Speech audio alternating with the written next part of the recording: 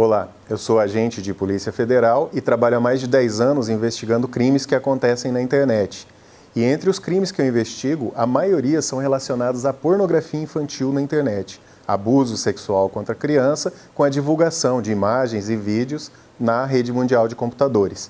E por esse motivo eu venho trazer um alerta aos pais de crianças e adolescentes para que tomem cuidado com seus filhos para que não sejam vítimas desses criminosos. Uma constatação nossa com todo esse tempo de trabalho é que existe uma quantidade muito grande de adultos que têm atração sexual por criança e adolescente.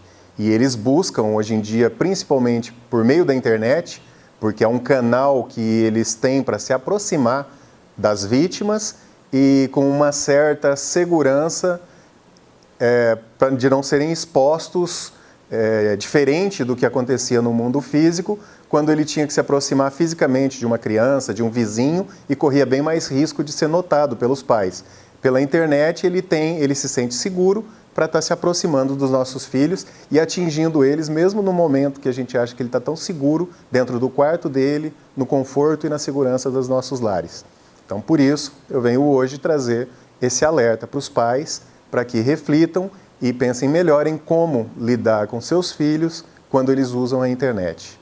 Esses criminosos, para eles se aproximarem das crianças e dos adolescentes, eles não podem usar as características, o perfil, a fotografia real deles, porque senão eles seriam frustrados nessa tentativa. Imagina um homem de 60 anos se aproximando de uma criança e de um adolescente e falando: olá, quero ser seu amigo no Facebook, eu gosto muito de você, pode me adicionar? É claro que isso não funcionaria.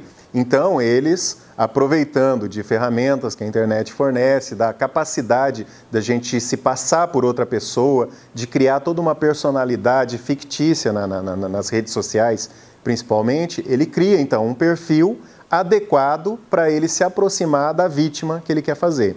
Então, o primeiro passo para ele criar esse perfil é analisar todas as publicações, fotos, comentários que a vítima faz na rede social, no Facebook, no Instagram, TikTok. E ele analisa, então, para verificar o que essa criança, esse adolescente gosta, qual é o cantor favorito, aonde ele gosta de ir, sobre o que ele gosta de falar. E com base nisso, nessas informações que ele coleta, ele cria um perfil adequado, que parece perfeito para ser amigo dessa vítima. E daí, então, ele se aproxima da vítima e tenta ganhar intimidade, e com o tempo, ele tem todo o tempo do mundo, porque simultaneamente ele está fazendo centenas de vítimas, ele acaba conseguindo a confiança da vítima e pedindo pornografia infantil. De alguma forma ele tenta convencer essa criança ou esse adolescente a enviar pornografia, abrir a câmera ou mandar uma imagem íntima prometendo que vai apagar em seguida. E muitas vezes, depois que ele obtém essa pornografia infantil, ele não se contenta apenas em divulgar isso entre as redes desses criminosos, mas eles começam a ameaçar as crianças e exigir que elas mandem mais pornografia ainda, mais imagens íntimas, sob a ameaça de que aquelas que eles já têm seriam divulgadas e informados os pais, os parentes, caso eles não cedam a essa ameaça. E isso leva a criança a um sofrimento muito intenso que às vezes os pais não entendem. Ele vê que o filho está apático, não está querendo ir na escola, não tem concentração, está sempre meio triste, pensa mil coisas, às vezes até no envolvimento com drogas ou com um problema psicológico, e essa criança, esse adolescente pode estar sendo vítima de um criminoso que está ameaçando ele, obrigando a fazer coisas horrendas, sob a ameaça de divulgar o material que já conseguiu, naquela fase que ele estava de conquista, de convencimento, ele ameaça de mandar essas imagens caso a criança ou adolescente não cumpra o que ele determina. Já aconteceu o caso da gente está investigando de uma adolescente que ficou quase 3 anos sob ameaça de um criminoso desse, sofrendo, calada, sem que os pais soubessem, num sofrimento emocional muito grande, e não tinha coragem de falar não para o criminoso, com medo das consequências de divulgação das imagens que ele já tinha. Então, toda vez que o criminoso pedia, ela fazia o que o criminoso pedia. E só quando a mãe acabou descobrindo é que veio ao conhecimento das autoridades e que ela se livrou de todo esse transtorno. Então, isso é muito perigoso e os criminosos têm muita habilidade, eles têm tempo, eles têm capacidade de conhecimento de informática, de como criar um perfil, até essa parte mais psicológica de tentar entender a cabeça da vítima para buscar meios de se aproximar da vítima. Então, é uma situação muito perigosa. Voltando lá ao que eu falei um pouco mais para trás, às vezes a gente acredita que o nosso filho está seguro porque ele está dentro do quarto dele, dentro da casa dele, e às vezes ele está em contato direto com criminosos. Outra forma dos criminosos se aproximarem de crianças são em jogos online que permitem a interação. Tem diversos jogos que as crianças e os adolescentes gostam e eles acabam interagindo com outras pessoas pelo mundo afora. Então, esses criminosos eles acabam começando a participar desses jogos, criam uma identidade de uma criança, um adolescente próximo da idade da vítima que eles procuram se aproximar, e eles usam o jogo, a habilidade que ele tem no jogo, para fazer amizade com a criança e tentar convencer a passar um número de WhatsApp ou um perfil de Facebook, para daí fazer uma nova tentativa de aproximação e obtenção das imagens íntimas. O que eu posso dizer para os pais com relação à prevenção e como a gente evitar que o nosso filho seja vítima desses criminosos? Principal coisa, o diálogo. A gente tem que buscar saber o que os nossos filhos fazem na internet. A maioria dos pais, se eu chegasse e perguntasse hoje qual é o jogo que o seu filho gosta de brincar na internet, quais são os amigos que ele tem na internet, ele tem amigos que ele não conhece do mundo físico, ele só conhece pela internet, ele fez em um jogo, ou é um contato de Facebook que ele não conhece pessoalmente, a maioria dos pais não saberiam me responder. Porque eles confiam que, pelo filho estar dentro de casa, ele está seguro. E não imagina que ele está em contato com pessoas das mais variadas índoles e intenções. A internet abre a possibilidade do filho interagir com o mundo todo, com pessoas boas, com os amigos, com os familiares, mas também com criminosos, que se passam por pessoas boas. Então, e os prejuízos que os filhos podem sofrer do envolvimento com esses criminosos na internet são tão graves e talvez até maiores do que os prejuízos que eles teriam se conhecessem essas pessoas no mundo físico.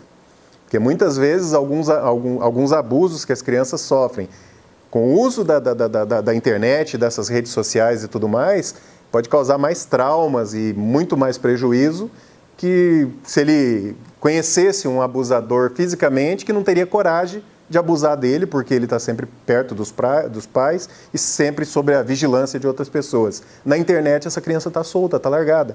Então, os pais precisam saber o que os filhos fazem, conversar com os filhos, dar instrução. Por exemplo, se você tem um filho jovem e pela primeira vez ele vai sair de casa sozinho ou com os amigos longe dos pais, a tendência de qualquer pai é dar um monte de instrução para essa criança ou para esse adolescente. Fala, olha, cuidado, você não fica em um lugar isolado, cuidado ao atravessar a rua, olhe para os dois lados, não converse com estranho, se você estiver numa festinha, tome cuidado com o que você bebe, alguém pode colocar alguma coisa na bebida. Isso desde da nossa época de criança, a gente ouvia os pais falando e alertando sobre os perigos do mundo quando o filho sai para o mundo. Só que a gente não faz a mesma coisa quando o filho sai para o mundo da internet, que também é um mundo perigoso. E normalmente a gente não alerta os nossos filhos. Cuidado, porque tem pessoas na internet que pode tentar obter pornografia sua. Então não mande imagem íntima na internet. Cuidado como você se comporta nos seus diálogos, nas suas conversas com seus amigos, num grupo do WhatsApp, num grupo de Facebook.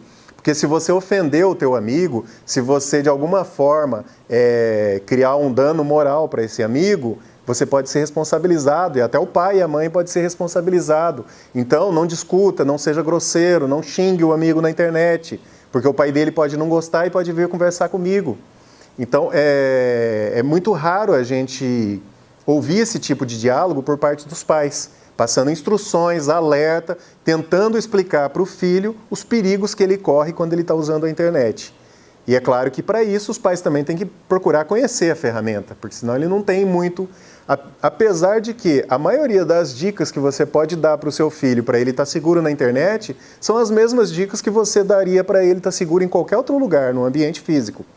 Então, o diálogo é muito importante, é importante conhecer o que o filho faz, com quem que ele se relaciona na internet e tentar ajudar, estar aberto para ouvir, porque muitas vezes os pais são tão rigorosos que o filho tem medo de procurar o pai para conversar sobre qualquer problema.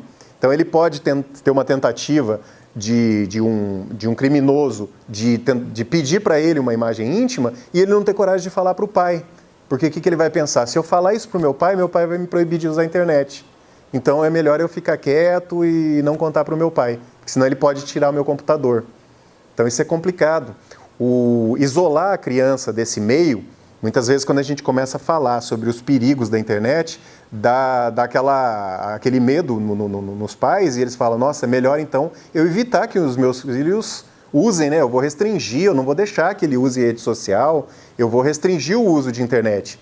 Mas eu não creio que isso daí seja uma solução interessante, porque uma hora ou outra ele vai precisar disso, porque hoje a gente convive muito mais no ambiente virtual do que no ambiente físico. Eu converso com muito mais pessoas na internet do que fisicamente. Então, transações bancárias eu faço muito mais na internet do que na agência bancária. Compras eu faço muito mais no comércio eletrônico do que nas lojas físicas. E essa é uma tendência. E os nossos filhos têm que estar preparados para conviver e saber usar esse mundo. Então, se a gente não permite que ele tenha essa experiência agora, sob nossa orientação, mais cedo ou mais tarde ele vai precisar ingressar nesse mundo. E daí talvez ele entre despreparado. É como uma pessoa que sempre viveu no interior, não conhecer nada de uma cidade grande e de repente ser soltada num São Paulo, numa capital. É claro que ele vai correr muito mais risco de que alguém que de anos foi sempre preparado para conviver naquele ambiente. Então, mesmo com a internet, os nossos filhos têm que ser preparados para conviver nesse ambiente totalmente inovador e de futuro que é a internet. Não tem como a gente evitar que ele conviva nesse meio. Então, a gente tem que preparar ele. E a melhor forma de preparar é pelo diálogo. E lembrar que todos os problemas que ele pode ter no mundo físico, ou pelo menos a maioria, ele pode ter no mundo virtual. Então a gente tem que fazer os alertas, também pensando no uso da internet. Não é porque a sua casa tem cerca elétrica ou está dentro um apartamento em um prédio cheio de segurança, que o seu filho está ali próximo de você, no quarto dele, que ele está totalmente seguro. Porque ali do quarto dele, usando um celular, usando um notebook, um computador, ele está em contato com o mundo todo por meio da internet.